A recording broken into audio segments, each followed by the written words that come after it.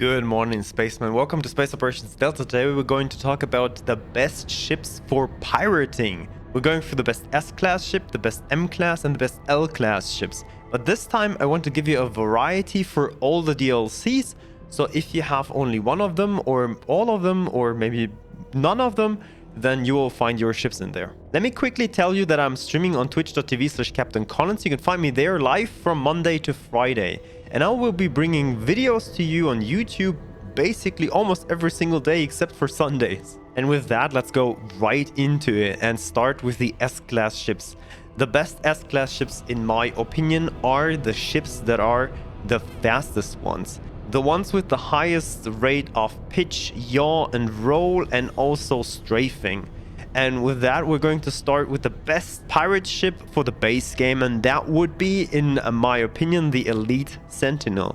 The Elite Sentinel does only have one weapon, and it also has only one shield, but it is the fastest strafing one, and that will be really important when you're pirating with that ship. I will show you, after I showed you my best ships, how I do pirating with an S-class ship, so stick here for that. We're moving up to the ship from Split Vendetta, and in that case I would take the Mamba. The Mamba is the second fastest small ship, and it is already very well equipped with high hull points and 2 shields. It can get hit a lot of times, and with the speed and agility, it's a very good choice for pirating. If you have the Terran DLC, Cradle of Humanity, then you can take a look at the Cobra. The Cobra would be my next best choice for these ships. Almost same amount of hull and shields as the Mamba. Not as fast but in yaw, pitch, and roll, but it is faster with flying and traveling. I'm not really concerned about the weapons of these small ships because we don't really need that. And I will show you how pirating works in an Elite Sentinel, and we're going to grab a trader. So let's take a look how this works.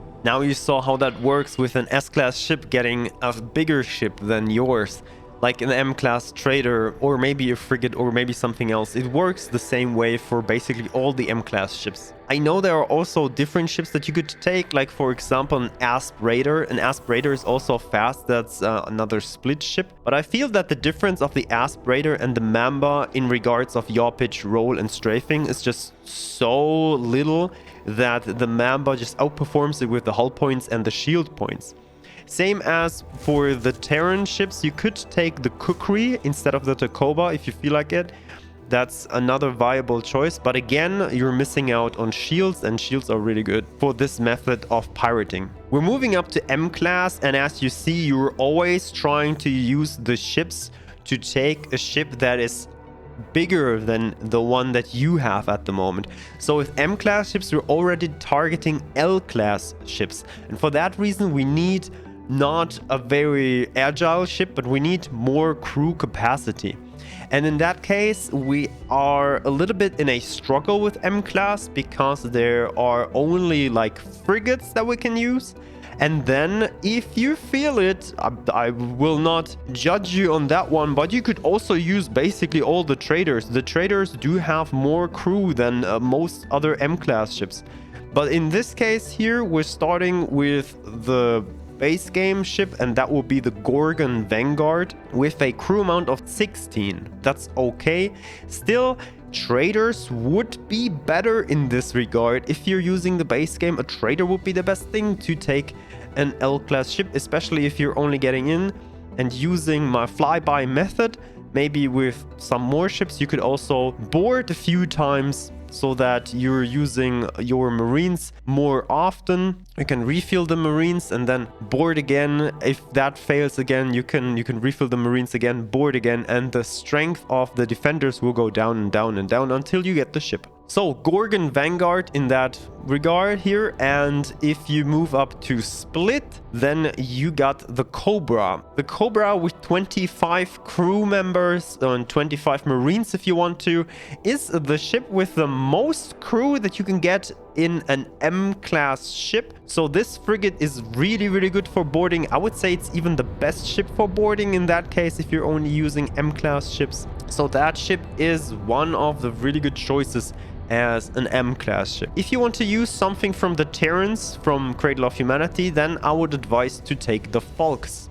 That's the only frigate they got, and this is also pretty capable of boarding with 23 crew members. It's also really good. You're only losing on 2 crew members, but that's fine. If you want to know how to use these M-class ships, I advise you to use the method of flyby boarding, which I just called it like that. And I told you how to use that method in another video about pirating, which you can see right now in the top right corner. There you can watch the flyby boarding yourself. But now we're going to the L-class ships for boarding. And the L-class ships for boarding are basically good for everything. Well, except for getting M-class ships and S-class ships. So the L-class ships are good for boarding other L-class ships and of course XL-class ships, which is really, really nice. And we're starting with, again, with the base game one. And here I would take the Odysseus E. The Odysseus E has got 60 crew members. It's not that much in an L-class ships. Again, the traders do have more crew than this one here. So if you are down to that, you could also take, for example, a trader and just simply use the trader as a boarding ship. I mean, we're pirates, right? We're using everything for boarding, so who cares? The Odysseus E is already really capable of boarding. That's fine. Traders, better. Not that versatile than an Odysseus, but that's okay.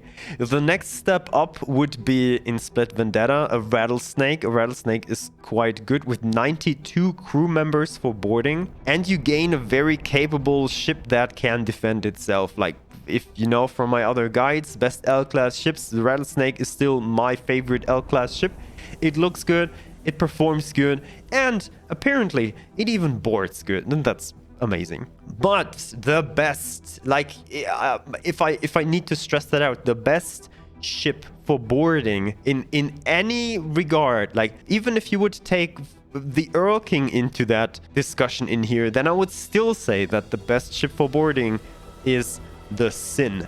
The Sin Destroyer is just amazing with 187 crew members, 187 Marines. You barely find a ship that has got more crew on board. Even a Raptor that can fit like more than 300 people does barely have more than 150 crew on board. And that way you outperform the defenses from these ships like really, really well. And one more important thing, especially for flyby boarding, the Sin has got a very nice hitbox, so if you're passing ships underneath them, you will not hit the hitbox of these other ships. For example, if you would use the Earl King for boarding, I mean, I know it's fast, it has got a lot of crew, but the hitbox is just so big that you would hit the target like a lot of times. So that's why the Sin is, I still think, the best ship for boarding. The Rattlesnake is a very good ship for boarding too, a very good ship for fighting,